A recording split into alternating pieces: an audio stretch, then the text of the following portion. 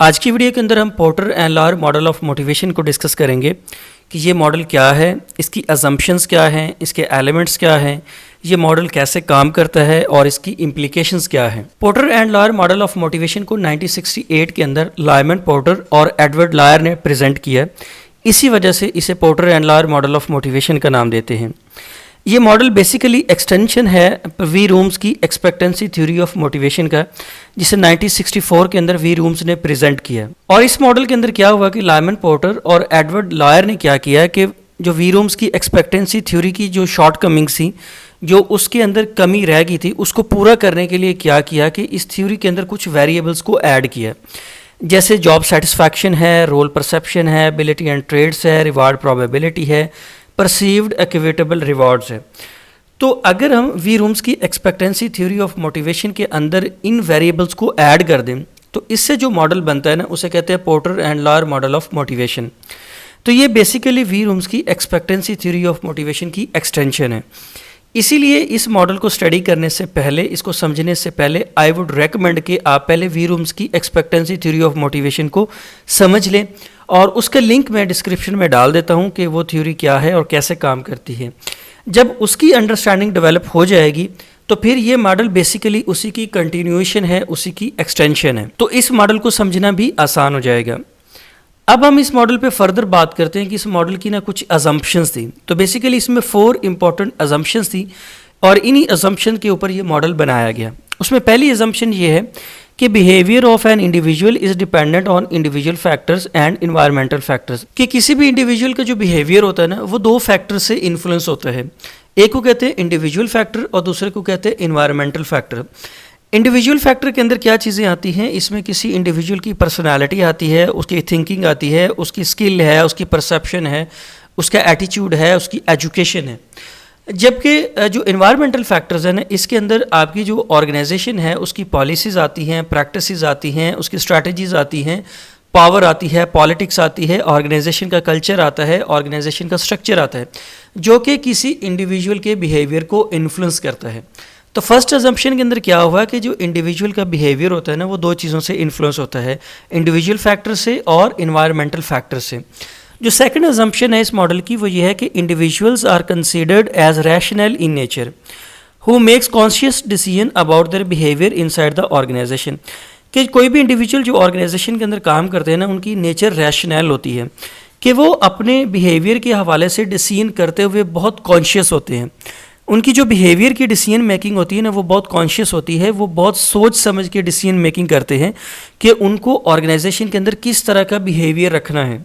वो random decision making नहीं करते, बल्कि रैशनल थिंकिंग से और बिल्कुल सोच समझ के कॉन्शियस डिसीजन मेकिंग करके अपने बिहेवियर को अडॉप्ट करते हैं ऑर्गेनाइजेशन के अंदर। ये इसकी सेकंड अजम्पशन थी। जो इसकी थर्ड अजम्पशन है ना, वो ये है कि every individual has different goals, desire and needs, कि ऑर्गेनाइजेशन के अंदर जितने भी लोग काम करते हैं ना, हर इंडिविजुअल के कुछ अपने गोल्स होते हैं, कुछ डिज़ायर होती हैं, कुछ नीड्स होती हैं, और वो दूसरे इंडिविजुअल से मुख्तलिफ होती हैं। तो ये तो ऑब्वियस सी रीज़न है कि कोई भी इंडिविजुअल जब ऑर्गेनाइजेशन के अंदर आता है तो वो कुछ गोल्स लेके आता है, अपनी नीड्स को पूरा करने के लिए वो जॉब पे आता है। फॉर एग्जाम्पल 2 लोगों की नीड्स डिफरेंट हो सकती हैं। कुछ लोग स्टेटस के लिए, पोजीशन के लिए, पावर के लिए जॉब करते हैं। कुछ लोग अपनी फंडामेंटल नीड्स को पूरा करने के लिए जॉब करते हैं कि उनको सैलरी चाहिए ताकि उससे वो घर ले सके, हेल्थ केयर फैसिलिटीज़ ले सके, अपनी एजुकेशन को कंटिन्यू कर सके, या अपने सोशल स्टेटस को इम्प्रूव कर सके, या गाड़ी ले सके। तो ये 2 लोगों की जो डिज़ायर है, नीड्स हैं, ये गोल्स हैं, ये हमेशा डिफरेंट होती हैं। तो ये एक ऑब्वियस सी रीज़न है। जो फोर्थ अजम्पशन है इस मॉडल की, वो ये है कि expectations drive an individual to decide about behaviour and that behaviour leads to the desired outcome, कि जो आपकी एक्सपेक्टेशंस होती है ना, वही ड्राइव करती हैं कि किसी इंडिविजुअल ने कितनी एफर्ट लगानी है। ज़ाहिर है अगर आपकी एक्सपेक्टेशंस बड़ी होंगी तो उसके लिए एफर्ट्स भी ज़्यादा चाहिए, और अगर एफर्ट्स ज़्यादा होंगी तो जो आपका आउटकम आएगा वो भी एक बड़ा होगा। लेकिन अगर किसी इंडिविजुअल की एक्सपेक्टेशंस ही कम है तो डेफिनेटली उसके लिए एफर्ट्स कम लगाना पड़ेंगी और जो डिज़ायर्ड आउटकम होगा वो भी कम होगा। तो ये बेसिकली 4 इंपॉर्टेंट अजम्पशंस थी इस मॉडल की, जिसके ऊपर इस मॉडल को बनाया गया। अब हम इस मॉडल को देखते हैं। मॉडल की एक डायग्राम है जो कि देखने में तो एक बड़ी कम्प्लेक्स लगती है, लेकिन ये इतनी कम्प्लेक्स है नहीं। हम इसको स्टेप बाय स्टेप समझेंगे जिससे इसको समझना बिल्कुल आसान हो जाएगा। इस मॉडल के अंदर सबसे पहले यहाँ पे आती हैं एफर्ट्स। एफर्ट्स का मतलब होता है कि कोई भी इंडिविजुअल कितनी मेहनत करता है, कितना ज़ोर लगाता है, कितनी एनर्जी लगाता है अपने टास्क को पूरा करने के लिए। तो जब कोई इंडिविजुअल एफर्ट लगाता है ना तो उससे उसकी परफॉर्मेंस बढ़ती है, और जब परफॉर्मेंस बढ़ती है ना तो उस परफॉर्मेंस के अगेंस्ट उसको रिवॉर्ड्स मिलते हैं। रिवॉर्ड्स इंट्रिंसिक भी हो सकते हैं और एक्सट्रिंसिक भी हो सकते हैं। जब किसी इंडिविजुअल को रिवॉर्ड्स मिलते हैं ना तो वो इन रिवॉर्ड्स को अपनी एक्सपेक्टेशंस के साथ कंपेयर करता है कि जो उसकी एक्सपेक्टेशंस थी रिवॉर्ड्स उसके अकॉर्डिंग हैं या नहीं हैं। अगर तो रिवॉर्ड्स उसकी एक्सपेक्टेशंस के अकॉर्डिंग हैं तो फिर उसको जॉब सेटिस्फैक्शन हासिल होती है, लेकिन अगर रिवॉर्ड्स उसकी एक्सपेक्टेशन से कम हैं तो फिर उसको डिससेटिस्फैक्शन मिलती है। एफर्ट लगाने से पहले ना कोई भी इंडिविजुअल दो चीज़ों को मद्देनज़र रखता है। सबसे पहला होता है वैल्यू ऑफ रिवॉर्ड, कि जो उसको रिवॉर्ड मिलेगा उसकी वैल्यू कितनी है, वो रिवॉर्ड उसके लिए कितना अट्रैक्टिव है, कितना उसके लिए इंपॉर्टेंट है। दूसरी चीज़ होती है कि रिवॉर्ड मिलने की जो प्रोबेबिलिटी है वो कितनी है। अगर वो एफर्ट लगाता है और रिवॉर्ड मिलने की प्रोबेबिलिटी ज़्यादा है तो वो ज़्यादा एफर्ट लगाएगा। मतलब यहाँ पे एफर्ट लगाने के लिए ना दो चीज़ें इंपॉर्टेंट है, वैल्यू ऑफ रिवॉर्ड और रिवॉर्ड प्रोबेबिलिटी। तो ये एक मॉडल था, सिंपल सा है, और अब हम इसके एलिमेंट्स को वन बाय वन डिटेल के साथ डिस्कस करते हैं। इस मॉडल का सबसे पहला एलिमेंट है एफर्ट। एफर्ट का मतलब होता है amount of energy an individual put to achieve given task, कि किसी भी गिवन टास्क को या असाइन टास्क को पूरा करने के लिए कोई भी इंडिविजुअल जितनी एनर्जी लगाता है, जितना जोर लगाता है, जितनी मेहनत करता है, उसको कहते हैं एफर्ट। और एफर्ट जो होती है ना वो इस चीज़ पे डिपेंड करती है कि जो आपको रिवॉर्ड मिलना है ना उसकी वैल्यू कितनी है। इसको वैलेंस भी कहते हैं। वीरूम्स की एक्सपेक्टेंसी थ्योरी ऑफ मोटिवेशन के अंदर वैल्यू ऑफ रिवॉर्ड को वैलेंस का भी नाम दिया जाता है। तो ये जो एफर्ट है ना ये डिपेंड करती है आपके रिवॉर्ड कितना अट्रैक्टिव है, मतलब वैल्यू ऑफ रिवॉर्ड कितनी है। अगर वैल्यू ऑफ रिवॉर्ड ज़्यादा होगी, रिवॉर्ड जो है वो अट्रैक्टिव होगा, तो एफर्ट्स ज़्यादा लगेंगी। इंडिविजुअल अपनी एफर्ट ज़्यादा लगाएगा क्योंकि उसको जो है ना रिवॉर्ड की वैल्यू का अंदाज़ा है कि जो उसको रिवॉर्ड मिलेगा वो बहुत अच्छा होगा, वो उसके लिए उसकी वैल्यू ज़्यादा है। दूसरा होता है रिवॉर्ड की प्रोबेबिलिटी, कि अगर रिवॉर्ड मिलने की प्रोबेबिलिटी भी ज़्यादा है तब भी वो ज़्यादा मेहनत करेगा। मतलब एक तो ये है ना कि वो एफर्ट लगाता है लेकिन उसको रिवॉर्ड मिलने के इम्कानात कम हैं। प्रोबेबिलिटी मीन इम्कान, कि अगर उसकी एफर्ट के अगेंस्ट उसको रिवॉर्ड मिलने की प्रोबेबिलिटी बहुत कम है तो भी वो कम एफर्ट लगाएगा। लेकिन अगर रिवॉर्ड की वैल्यू ज़्यादा है और रिवॉर्ड मिलने की प्रोबेबिलिटी ज़्यादा है तब वो मैक्सिमम एफर्ट लगाएगा, जिससे उसकी परफॉर्मेंस इंक्रीज होगी। जो इसका सेकंड एलिमेंट है ना वो है value of reward. Value of reward या वैलेंस। वैल्यू ऑफ रिवॉर्ड का मतलब यह है कि कोई भी इंडिविजुअल एफर्ट लगाने से पहले इस चीज़ को कैलकुलेट करता है कि रिवॉर्ड उसके लिए कितना अट्रैक्टिव है। याद रहे कि दो इंडिविजुअल के लिए रिवॉर्ड डिफरेंट हो सकते हैं, रिवॉर्ड की वैल्यू डिफरेंट हो सकती है। फॉर एग्जांपल एक इंडिविजुअल की अगर आप सैलरी बढ़ा देते हैं तो उससे वो मोटिवेट होता है, वो मैक्सिमम एफर्ट लगाता है। लेकिन दूसरा इंडिविजुअल ऐसा है जिसके लिए पैसा वैल्यू नहीं रखता, उसके लिए पोजीशन वैल्यू रखती है, उसके लिए पावर वैल्यू रखती है, उसके लिए स्टेटस वैल्यू रखता है।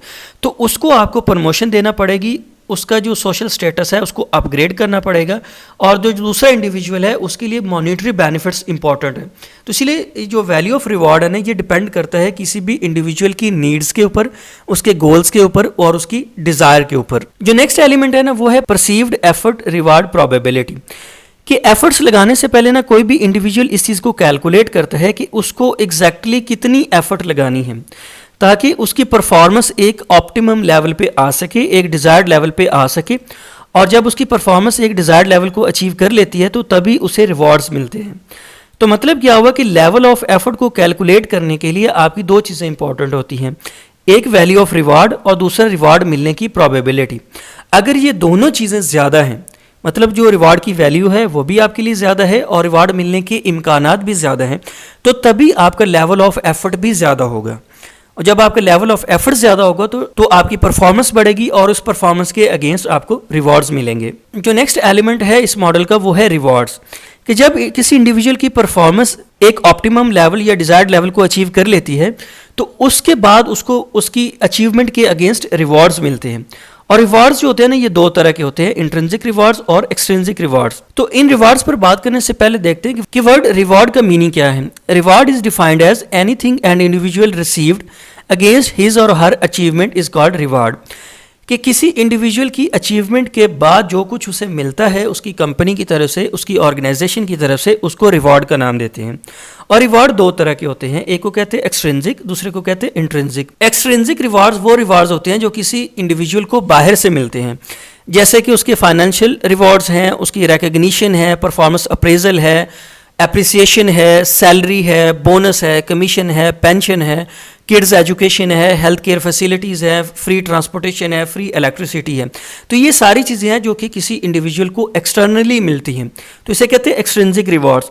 और इंट्रिंसिक रिवार्ड्स वो होते हैं कि कोई भी इंडिविजुअल जब अपने टास्क को अचीव कर लेता है तो जो उसकी इंटरनल फीलिंग्स होती हैं उसे इंट्रिंसिक रिवार्ड्स का नाम देते हैं, जैसे जॉब सेटिस्फैक्शन है, सेंस ऑफ अकम्पलिशमेंट है, सेल्फ एस्टीम है, जॉब सिक्योरिटी है, तो ये आपके इंट्रिंसिक रिवार्ड्स में आते हैं। जो नेक्स्ट कंपोनेंट है इस एलिमेंट का वो है परफॉर्मेंस अकम्पलिशमेंट। डिपेंड करती है लेवल ऑफ एफर्ट पे, कि अगर लेवल ऑफ एफर्ट ज़्यादा होगा तो परफॉर्मेंस ज़्यादा होगी, और अगर आपका लेवल ऑफ एफर्ट कम होगा तो परफॉर्मेंस कम होगी।